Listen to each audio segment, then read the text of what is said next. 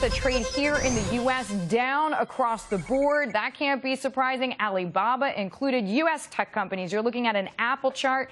Apple, Intel also closed lower. Swiss America Trading Chairman Craig Smith is with me now. Craig, if China falters, what does this mean for U.S. tech? Well, I think the market showed what it is, Deirdre. It's going to be tough.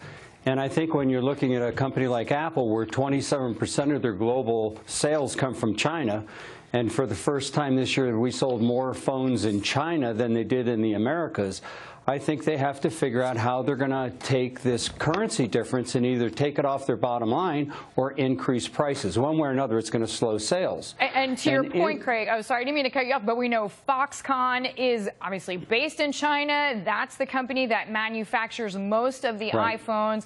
And of course, this was a big question, right, for Apple. Hey, will the Chinese middle class really pay that much for an iPhone? There were a lot of doubters. But the Chinese middle class was interested and did buy iPhones, but maybe that changes as people lose money there.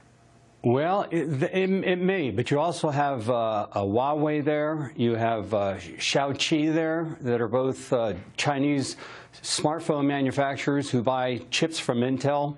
And Intel, 36% of their business comes from China. So they're going to be winners and losers in this, Deirdre, excuse me. Oh, that's fine. So you think Apple and Intel are at least ones to watch. Would you buy on weakness? Gosh, I think I would wait a while. I think, like your first guest said, now's the time to kind of sit back and watch this market. I'm not real crazy about what I saw happen today in China for several reasons, many that James Rickards pointed out, but specifically because China is communist. We have to remember this. They've embraced capitalism. But when you can go out and change your currency 1.9% overnight, and I mean, think about what this did to the Chinese airlines. It cost them millions in additional costs of their financing. You have to be suspect to what it's going to do to the overall global market. So right now, I wouldn't make any big commitments to anything that has to do with tech. Hewlett-Packard gets 11% of their sales in China. IBM, 11% of their sales.